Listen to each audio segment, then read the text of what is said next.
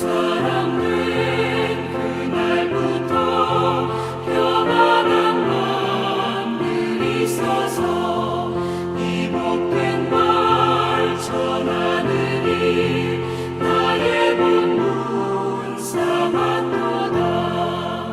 기쁜 날 주 나의 죄 다 씻은 날 늘 깨어서 기도하고 늘 기쁘게 살아가리. 기쁜 날 주 나의 죄 다 씻은 날.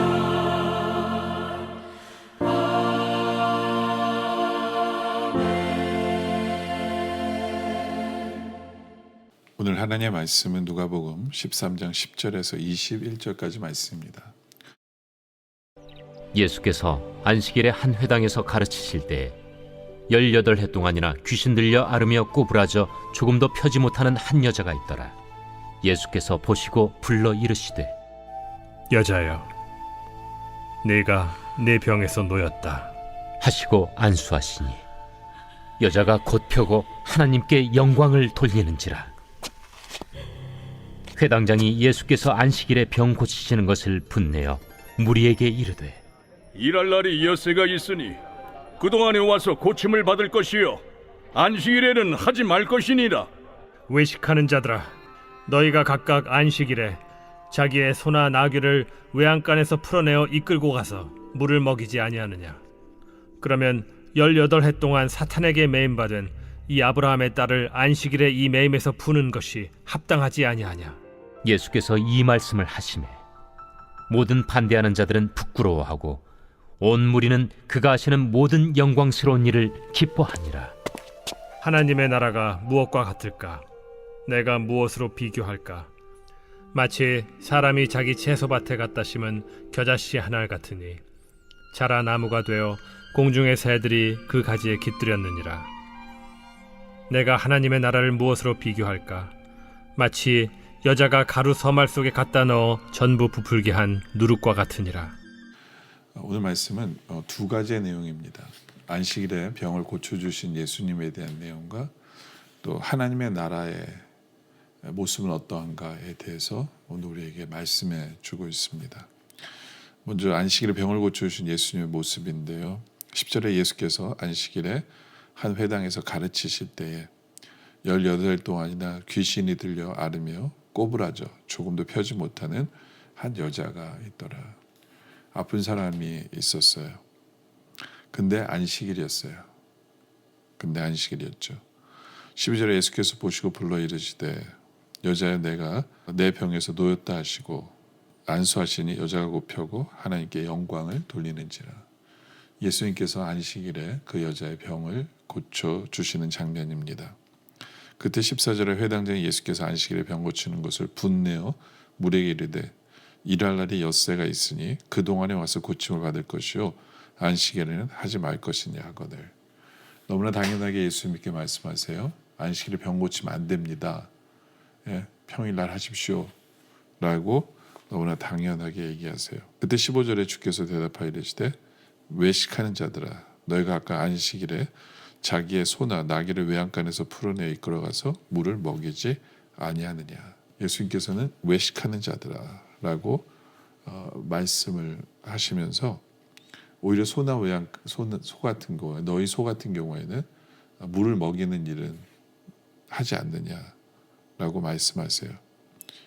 그러면서 16절에 그러면 18해 동안 사탄에게 매임받은 이 아브라함의 딸을 안식일에 이 매임에서 푸는 것이 합당하지 아니하냐. 당연하죠. 그러면서 특별히 예수님은 아브라함의 딸이라고 표현해요. 야, 너희가 니네 소, 니 양, 그렇지만 이 여인은 아브라함의 딸이냐. 너네 민족 아니냐. 같은 민족이고 같은 형제자매 아니냐. 이 딸이 고생하는데 오히려 안식일에 고쳐주는 것이 더 합당한 것이 아니냐. 주님께서 말씀을 하십니다.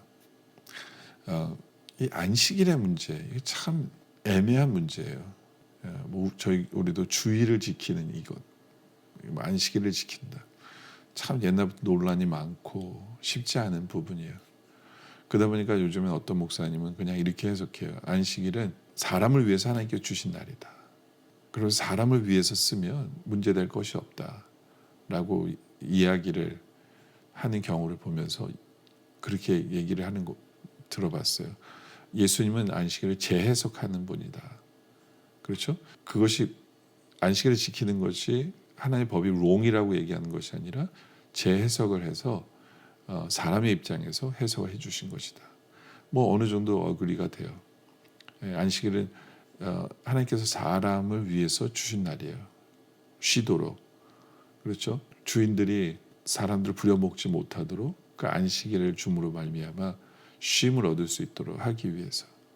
근데 또 안식일은 예배하는 날이거든요. 그러니까 이 안식일에는요, 그게 사람만을 위한 날이라고 주님께서 해석을 한다라고 본다면 모든 율법을 그렇게 해석하기가 쉽거든요. 그럼 큰일 나요. 모든 율법이 사람만을 위해서 주신 것이냐? 그거는 아니거든요. 하나님의 뜻을 이루어야 되거든요. 하나님의 기쁨이 돼야 되는 거거든요. 만약에 율법이 사람만을 위한 거라 그러면 지금의 게이 문제라든가 이런 것들이 죄잖아요. 근데 그 사람들을 위해서 재해석되어야 한다. 이런 얘기도 나올 수 있는 거거든요. 그래서 굉장히 조심해야 되는 부분이에요. 이 하나님의 율법은요, 하나님께서 우리에게 주신 것은 우리를 위해서 주신 거지만 무엇보다도 그 위에 뭐가 있어야 되냐면 하나님의 기쁨이 돼야 돼요. 하나님의 뜻에 맞춰져야 돼요. 보세요. 예수님이 그런 말씀하셨잖아요. 아브라함의 딸이다. 아브라함의 딸이 고침을 받는 것이 당연하지 않냐. 이건 뭐냐면 먼저 하나님께 기쁨이 되는 거예요. 하나님의 딸이 고통 속에 있는 거 하나님 원하지 않으신 거거든요. 하나님의 딸이 치유를 받는 것, 이건 하나님을 기쁘시게 하는 거예요. 하나님이 원하시는 거예요. 하나님이 원하시는 게 먼저예요. 그리고 이 딸을 위하는 것. 그러니까 하나님은 절대로 죄를 용납하진 않으세요. 하나님은 죄를 짓는 것은 기뻐하지 않으세요. 그런 거는 그렇게 해석하면 안 되죠. 그러니까 항상 우리가 율법을 해석할 때든가 말씀을 해석할 때, 그리고 주의를 해석할 때에도 하나님이 기뻐하실까? 그러면서 우리를 위한 것인데 라는 이 두 가지가 제대로 생각을 하면서 우리가 이야기를 하고 해석해 나가야 되는 부분이다 라는 것이죠. 그러면서 18절에 보니까 그러므로 예수께서 이르시되 하나님의 나라가 무엇과 같을까? 내가 무엇으로 비교할까? 하나님의 나라에 대한 이야기를 하십니다. 그러면서 19절에 마치 사람이 자기 밭에 갖다 심은 겨자씨 하늘 같으니 자라 나무가 되어 공중의 새들이 그 겨자에 그 가지에 깃들었느니라. 아주 작은 씨앗이 큰 나무가 되어 새들이 쉬게 하고, 그렇죠? 열매를 맺고 사람들에게 복이 되는 그것이 하나님의 나라다. 20절 또 이르시되 내가 하나님의 나라를 무엇으로 비교할까? 21절에 마치 여자가 가루 서말 속에 갖다 넣어 전부 부풀게 한 누룩과 같으니라 하셨더라. 빵 안에 누룩을 넣었는데 빵이 커져서 부드럽게 되어져서 많은 사람이 맛있게 먹게 되는, 근데 많은 양을 만들어내는 것이 바로 그것이 하나님의 나라다라고 말씀을 하고 있거든요. 그러니까 이 하나님의 나라의 특징이 이거예요. 겨자씨도 그렇고요. 보세요. 심으면 기다리죠. 그렇죠. 기다려야 돼요. 하나님의 일이라는 거는, 그 하나님의 뜻하시는 건 뭐냐면 항상 기다림이 필요합니다. 기다림이. 근데 그냥 기다리는 게 아니에요. 뭘 하면 기다려야 돼요? 믿음을 가지고 기다리는 거예요. 내가 이 씨를 심으면 이것이 자라겠다. 크게 하나님께서 자라겠다. 내가 누룩에 빵을 넣으면 이 빵이 부풀겠다라는 이 믿음. 그러면서 그 믿음을 가진 기대가 필요한 거죠. 그게 하나님의 나라예요. 그게 하나님의 나라다. 그리고 결국에는 기다렸더니, 믿음을 가지고 기다렸더니 이제는 빵이 맛있게 되어지고 나무가 커지고 열매를 맺게 되어지고 우리가 누리게 되어지는 거죠. 바로 이것이 하나님의 나라다. 바로 그 기다림은 필요하지만, 믿음을 가지고 기다림은 필요하지만 결국엔 누리게 하시는 것이 하나님의 나라다라는 것이 바로 이 두 비유의 그 모습이거든요. 많은 사람들이 살면서 하나님의 나라를 누리며 살지 못해요. 이 땅에 살면서. 그 이유가 뭐냐면 두려움이라고 볼 수 있어요. 두려움. 왜 우리가 화를 내고 바가지 긁고. 보세요. 우리 자녀들에게 너 뭐 이렇게 살면 안 돼. 막 잔소리하고 화를 내고 야단치고 그 이유가 뭡니까? 어딘지 모르게 우리 안에 두려움이 있어요. 두려움이. 이 자녀가 혹시 밥 못 먹고 살까 봐. 이 자녀가 성공하지 못할까 봐. 뭐 남편에게도 바가지 긁고 하는 그 모든 뒤에는 이게 두려움이라는 게 있거든요. 두려움. 우리 주님께서 우리가 말씀하신 것은 결국엔 우리는 하나님의 나라가 우리 삶에 임하는 거거든요. 우리 할 일은 뭐냐면 믿음을 가지고 기다리는 거예요.